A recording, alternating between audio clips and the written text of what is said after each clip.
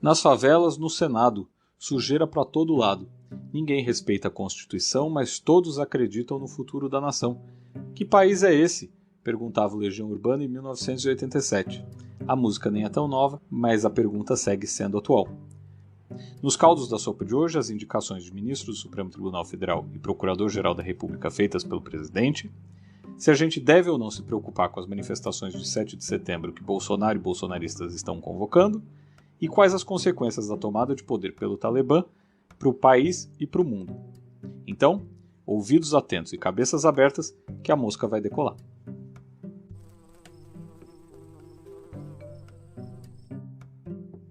É engraçado como toda vez que o Brasil enfrenta uma crise institucional, a gente volta a discutir temas que já pareciam resolvidos. O caso da indicação de Procurador-Geral da República e Ministro do Supremo é um desses temas. Baseado no modelo americano, a indicação de Ministro do Supremo e Procurador-Geral da República se dá da seguinte forma. O candidato é indicado pelo Presidente da República, submetido a uma sabatina no Senado Federal e precisa da maioria absoluta da Casa, 41 votos favoráveis, para ganhar a vaga. Desde a proclamação da República em 1889, apenas 5 indicações do presidente foram derrubadas pelos senadores. Todas aconteceram em 1894, no governo do Marechal Floriano Peixoto. Eu vou repetir. Desde sua criação, em 1890, como Supremo Tribunal Federal, substituindo o Supremo Tribunal de Justiça que existia no Império, todas as indicações do Presidente da República, à exceção de 5, foram aceitas pelo Senado Federal. E todas essas 5 rejeições ocorreram em 1894, no governo do Marechal Floriano Peixoto. Desde então, nenhum presidente da República viu seu indicado ser rejeitado. A primeira vez pode acontecer agora, com André Mendonça, que não conta com o apoio dos senadores num governo já desgastado de Jair Bolsonaro. Mas, para além da questão da indicação, vem sempre algumas questões que são levantadas. Primeiro, a vitalicidade do cargo. No Brasil, o ocupante do cargo pode ficar lá até os 75 anos de idade. Nos Estados Unidos, o cargo é vitalício, a pessoa pode ficar até morrer.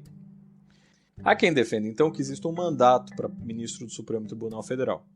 A pessoa poderia exercer o cargo por um determinado tempo, 10 ou 15 anos, e depois poderia ou pleitear a recondução ou ter que se aposentar do serviço público.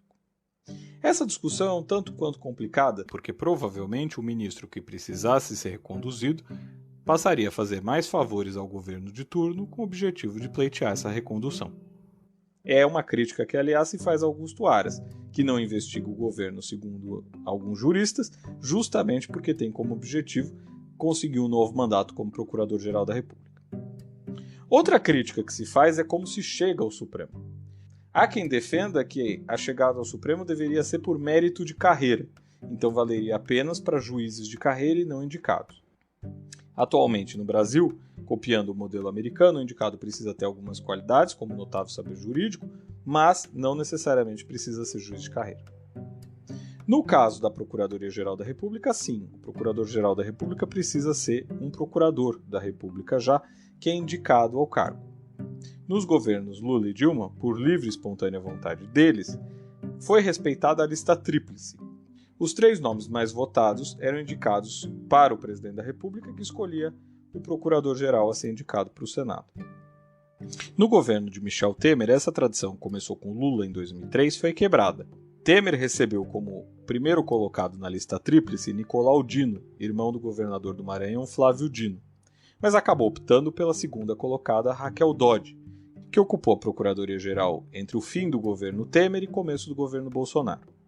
Bolsonaro não escolheu pela lista tríplice Augusto Aras, preferiu escolher, como a lei permite, um nome aleatório da Procuradoria. Augusto Aras tem o sonho, segundo alguns, de ser ministro do Supremo.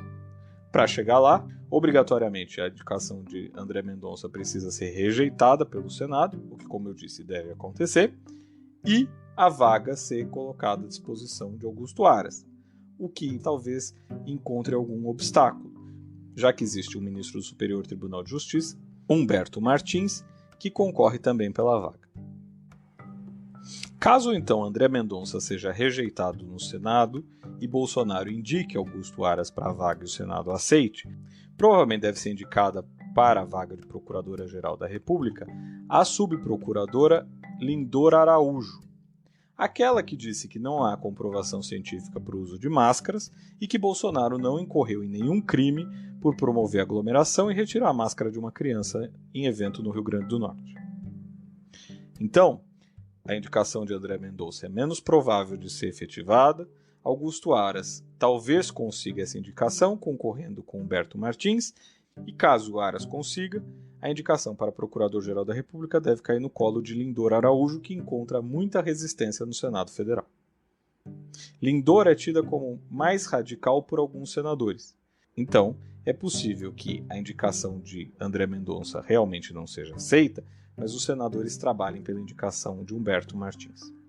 De todo modo, caso a indicação de André Mendonça não seja aceita pelo Senado, se daria um evento histórico, porque, como eu disse, apenas 5 indicados do presidente da República não chegaram a assumir a vaga no Supremo Tribunal Federal. Para encerrar essa discussão, também é importante ressaltar que o Senado não cumpre o papel constitucional quando aceita qualquer indicação do presidente da República. Se cabe ao Senado dizer se aquela indicação é boa ou não fazendo uma sabatina, o ideal seria que a sabatina fosse séria e levasse a sério critérios técnicos para ver se o candidato tem ou não condições de assumir a vaga.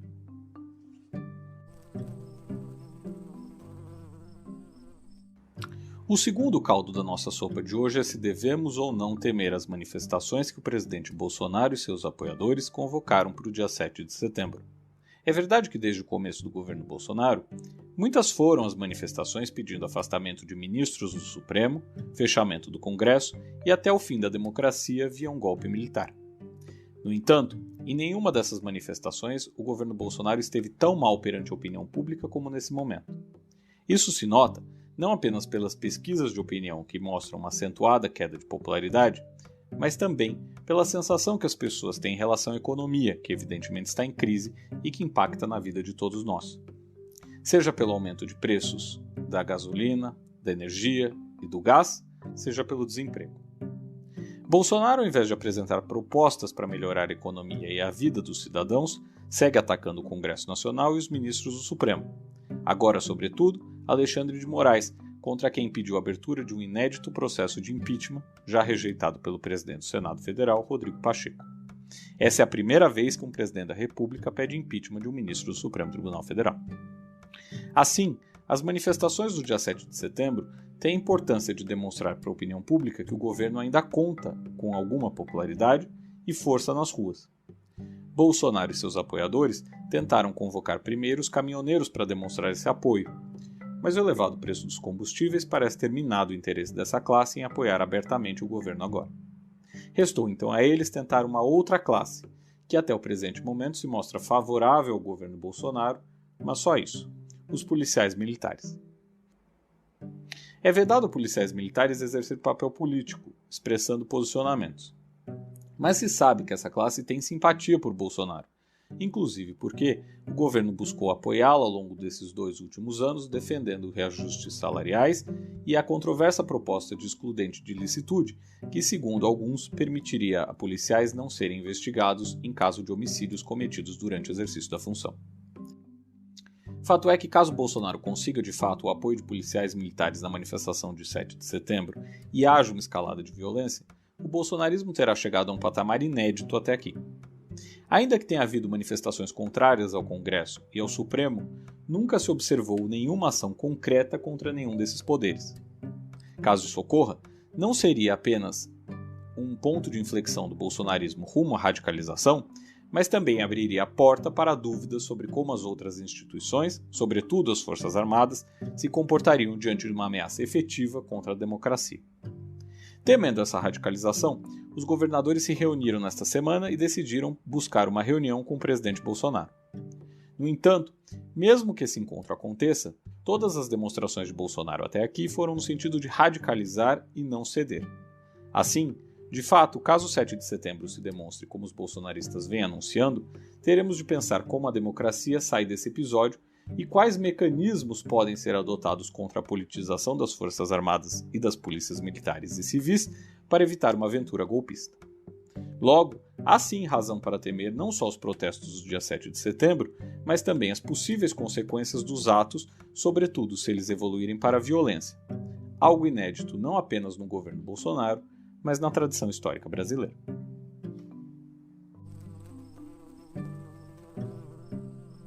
O terceiro e último caldo da nossa sopa de hoje é a respeito do Talibã.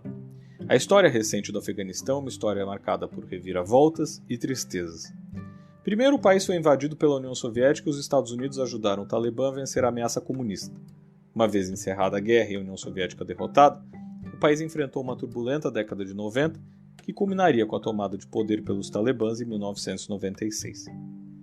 Como sabemos, em 2001, após os ataques às Torres Gêmeas, os Estados Unidos decidiram atacar o Afeganistão controlado pelo Talibã, porque, segundo eles, o regime abrigaria a Al-Qaeda de Osama Bin Laden. Após anos de ocupação e aparente estabilidade, o regime talibã conseguiu retomar o país em tempo recorde após a saída dos americanos, em episódio que remete claramente ao vexame da derrota do Vietnã durante o governo Richard Nixon. As cenas terríveis que assistimos desde a ocupação de Cabul não foram as únicas consequências da saída americana da região. A gente precisa observar que a China e a Rússia já se anteciparam declarando que pretendem dialogar com os líderes do regime. O porta-voz da diplomacia chinesa foi até mais longe e diz que o país respeita o direito do povo afegão de decidir seu próprio destino e futuro e deseja seguir mantendo relações amistosas e de cooperação com o Afeganistão. O povo afegão, como vimos, é claro, não decidiu absolutamente nada, né? Ao contrário, ele foi feito refém de um grupo armado que tomou de assalto o país sob inação espantosa do exército afegão treinado pelos americanos. Mas o mais relevante nessa ação russa e chinesa é deixar claro para os Estados Unidos e para o mundo que ali é uma zona de influência deles e que, por pior que seja o regime talibã, os dois países não desejam mais que os Estados Unidos tenham ações por ali. Um novo ataque como aquele que vimos em 2001 é então impensável, seja pelo alto custo de recomeçar uma guerra, seja porque a opinião pública americana dificilmente apoiaria a ação, seja porque outros países não embarcariam nessa aventura. Infelizmente, não importa o que Biden diga, a realidade é que os afegãos mais uma vez estão abandonados à própria sorte, nesse país que se tornou um exemplo do chamado Estado falido, usando aí um termo comum nas relações internacionais. Esses foram os caldos da nossa sopa de hoje. Espero que você tenha gostado. A gente se vê na semana que vem.